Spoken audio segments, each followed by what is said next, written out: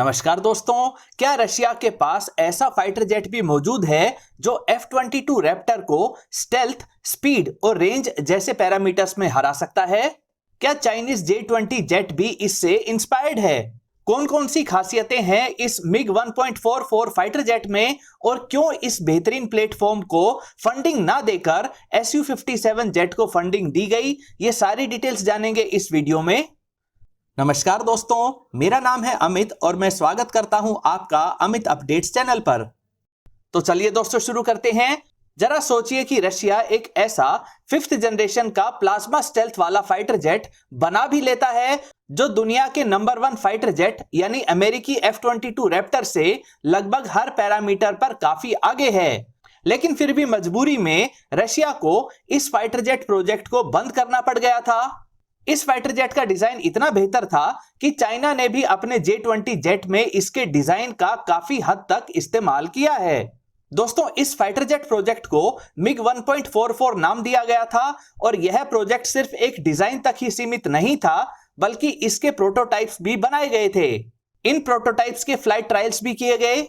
Max 2015 air show में इस fighter jet को डिस्प्ले भी किया गया था। दोस्तों, एक समय ऐसा था जब हैवीवेट कैटेगरी में अमेरिकन F-15 फाइटर जेट्स को टक्कर देने के लिए सोवियत यूनियन या कहें कि रशिया के पास Su-27 फाइटर जेट्स थे। मीडियम वेट कैटेगरी में F-16 को टक्कर देने के लिए MiG-29 जेट्स थे।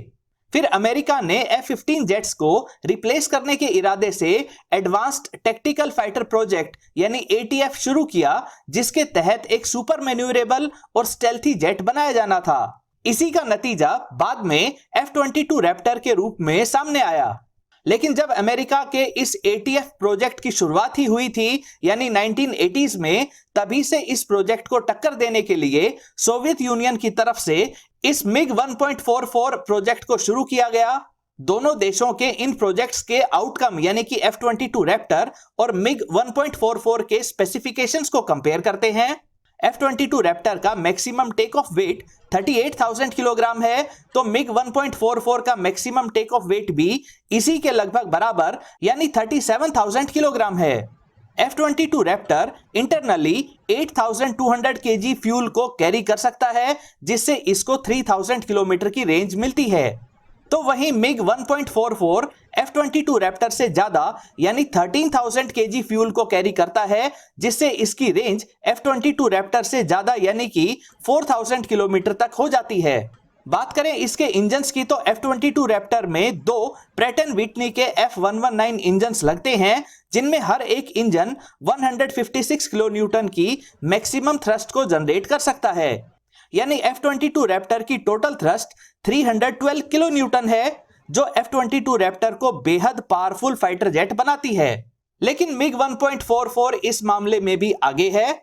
इसमें 2 मॉडिफाइड लुइका AL-41F इंजन्स लगे हैं, जिनमें हर एक इंजन 177 किलो न्यूटन की थ्रस्ट को जनरेट करता है। यानी मिग 1.44 की कुल थ्रस्ट F-22 रैप्टर से ज्यादा यानी 354 किलो न्यूटन है। इसी कारण इसकी मैक्सिमम स्पीड भी F-22 रैप्टर से ज्यादा है। मिग 1.44 जेट भी F-22 रैप्टर की तरह मैक 1.5 की स्पीड पर सुपर क्रूज कर सकता है, यानी इतनी स्पीड तो यह बिना आफ्टर बर्नर के इस्तेमाल के ही हासिल कर लेता है। मिग 1.44 में N014 पीसा रडार लगा है, जो फाइटर जेट साइज के टारगेट को 420 किलोमीटर दूर से ही ट्रैक कर लेता है। इसकी ट्रैकिंग रेंज को और ज्यादा बढ़ाने के लिए इस रडार का AESA वेरिएंट भी तैयार किया जा रहा था। यह मिग 1.44 F-22 रैप्टर की तरह ना सिर्फ एयर सुपीरियरिटी फाइटर जेट है, बल्कि यह एयर टू ग्राउंड व एयर टू एंटी-शिप मिशंस को भी अच्छे से पूरा कर सकता है। सुपर मैन्यूवरेबिलिटी के लिए इसमें क्लोज कपल्ड कैनार्ड विंग्स व 3D थ्रस्ट वेक्टरिंग का भी इस्तेमाल किया गया है। इसके एयरफ्रेम को हल्का, मजबूत व स्टेल्थी रखने के लिए इसे एल्यूमिनियम लिथियम एलॉय के साथ साथ टाइटेनियम अलॉय के इस्तेमाल से बनाया गया है। इसका 30% एयरफ्रेम कंपोजिट मटेरियल से बना है। इसके विंग टिप्स में भी इलेक्ट्रॉनिक काउंटरमेजर सिस्टम्स लगाए गए हैं। मिग 1.44 को F-22 रैप्टर जैसी स्टेल्थ देने के लिए इसके ऊपर रडार वेव एब्जॉर्बिंग मटेरियल की कोटिंग लगाई गई है और सबसे खास प्लाज्मा स्टेल्थ शील्ड टेक्नोलॉजी का भी इस्तेमाल किया गया है। इसके नोजल एरिया के पास सिरेमिक टाइल्स का इस्तेमाल करके इसका इंफ्रारेड सिग्नेचर भी काफी कम कर दिया गया है। दोस्तों, वीडियो में आगे बढ़ने से पहले मैं आपको इन्वेस्टमेंट से रिलेटेड कुछ बताना चाहूंगा। दोस्तों, नए इन्वेस्टर्स और ट्रेडर्स को बहुत मुश्किल होती है ये समझने में कि शेयर मार्केट कोई नसीब का खेल नहीं है। नए इन्वेस्टर्स अपने दोस्तों या रिलेटिव्स को पूछ के इन्वेस्ट कर देते हैं जिन्हें खुद उतना ज्यादा एक्सपीरियंस नहीं होता। उसके चलते कभी कभार भारी नुकसान भी हो जाता है। बिना नॉलेज के शेयर मार्केट में इन्वेस्ट करना हमेशा रिस्की होता है। अगर आपको आपकी मेहनत की कमाई शेयर मार्केट में इन्वेस्ट करनी है तो आपको इसके लिए एक फाइनेंशियल एक्सपर्ट जरूर लगेगा जो आपको सही गाइडेंस देगा।